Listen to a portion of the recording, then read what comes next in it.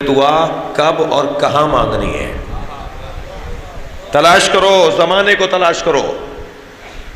اغتنموا خمسۃ عند خمسۃ مواطن، اپنی دعاؤں کو 5 جگہوں پر غنیمت جانو۔ اغتنموا الدعاء عند خمسۃ مواطن، 5 جگہوں پر اپنی دعاؤں کو غنیمت مانو۔ عند نزول الغیث، جب بارش برس رہی ہو تو اللہ کی بارگاہ میں ہاتھ اٹھا لیا کرو، اس لیے کہ اللہ رحمت نازل کر رہا ہے۔ اس رحمت پروردگار کے ساتھ تمہاری دعاؤں کی قبولیت بھی آسان ہو جائے گی۔ نبی فرما رہے ہیں، حدیث سنیے، یہ کون سی جگہ ہیں؟ یہ میں زمان کی بات کر رہا ہوں۔ زمان، کون کون سے زمانوں میں، کون کون سے لمحات میں، کون کون سے وقتوں میں اپنی دعاؤں کو غنیمت جانو۔ عند نزول الغیث، جب بارش برسے۔ عند الاذان، جب اذان ہو رہی ہو، جب اذان ہو رہی ہو۔ اس کا مطلب یہ ہے کہ اذان ہماری دعاؤں کی قبولیت کا بہترین ذریعہ ہے۔ جب اذان پر دعا قبول ہوتی ہے تو نماز پر قبولیت کا کیا درجہ ہوگا؟ اور بات اذان کی ہو رہی ہے، بات اذان کی ہو رہی ہے۔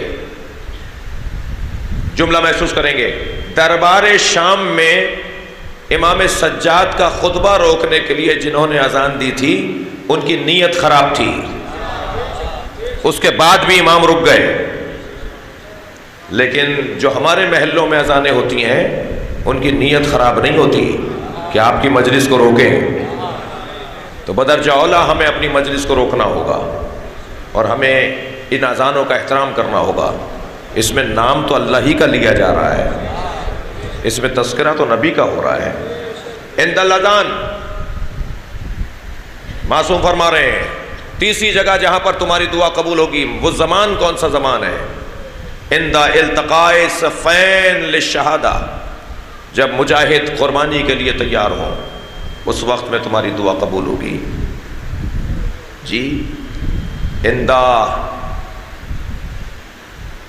دعوت المظلوم، جب مظلوم کا ذکر کیا جا رہا ہو۔ عزیزان گرامی، یہ ہم نے پہلی مجلس کے اندر آپ کے سامنے بیان کیا تھا کہ وہ زمان ہے کہ جہاں پر پروردگار عالم دعاؤں کو قبول کرتا ہے۔ ایسے ہی مکان بھی معتبر ہوتا چلا جائے تو دعائیں قبول ہوتی ہیں۔ ہر جگہ ایک جیسی پکار نہیں ہوتی، ہر جگہ ایک جیسی قبولیت نہیں ہوتی۔ میرے نبی فرماتے ہیں کہ میں منتظر رہتا تھا اس آیت کو پڑھتے وقت کہ میری فاطمہ کو اللہ عظمت کب عطا کرے گا کہ جیسے زکریا نے مریم کے سامنے جنت کا دسترخوان لگا ہوا دیکھا، تو کب وہ وقت آئے گا جو میری فاطمہ کے سامنے بھی جنت سے کھانے آئیں گے اور میں یہ دیکھوں گا کہ میری فاطمہ مریم سے افضل ہے۔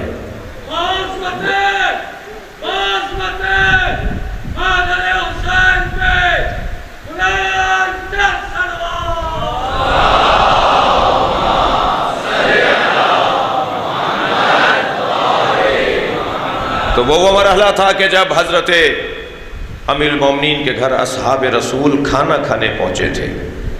قصہ کچھ یوں ہے کہ جناب زکریا جناب مریم کے سامنے جب جاتے تھے تو ان کے سامنے دسترخوان لگا ہوا ہوتا تھا۔ پوچھتے تھے، یا مریم انا لک ھذا، یہ کہاں سے آیا ہے؟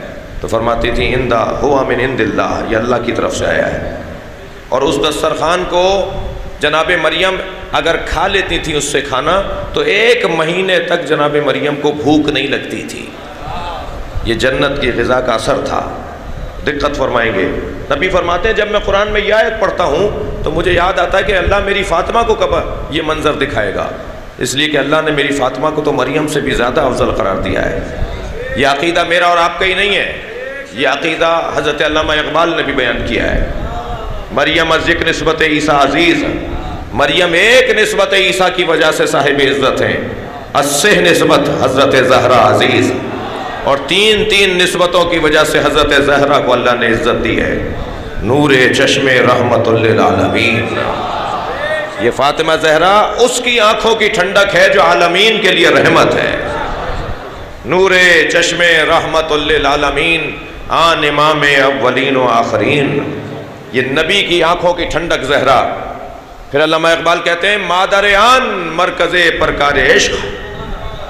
یہ اس کی ماں ہے جو عشق کے دائرے کا مرکز ہے. مادر آن کاروان سالار عشق. یہ اس کی ماں ہے کہ جو عشق کے کاروان کا سالار ہے. پھر فرماتے ہیں بانو آن تاجدار حل عطا. یہ اس کی زوجہ ہے جس کے سر پہ حل عطا کا تاج لگا ہوا ہے. مرتضیٰ مشکل کشا شیر خدا. یہ مرتضیٰ مشکل کشا شیر خدا کی زوجہ ہے. پھر فرماتے ہیں مزرعِ تسلیم را حاصل بطول. نبی مکرم کی زندگی بھر کی عبادتوں کے نتیجے کو فاطمہ کہا جاتا ہے. اقبال فرما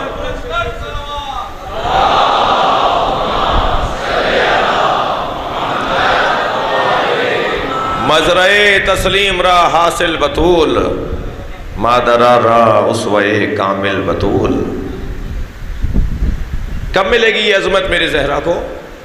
مولا علی کے دروازے پہ اصحاب تشریف فرمائے یا علی ہم آپ کے یہاں کھانا کھانے آئے. کھانا گھر میں نہیں تھا مگر جب جناب زہرا کی خدمت میں پہنچے تو کیا دیکھا دسترخوان لگا ہوا ہے. پوچھا یہ کہاں سے آیا ہے؟ فرمایا ہوا من عند اللہ. یہ اللہ کی طرف سے آیا ہے. نبی مکرم کو جا کے مولا علی نے خبر دی. نبی نے آ کے دسترخوان کو دیکھا. فرمایا ھذہ جفنۃ التی یاکل منھا القائم. یہی وہ دسترخوان ہے جس سے ہمارا مہدی کھانا کھائے گا. اللہ اکبر. جملہ آپ کی سماعتوں کے حوالے کر رہا ہوں. ساری دنیا امام مہدی کا کھاتی ہے, امام مہدی جناب زہرا کا کھاتے ہیں. صلوات پڑھیں گے محمد و آل محمد.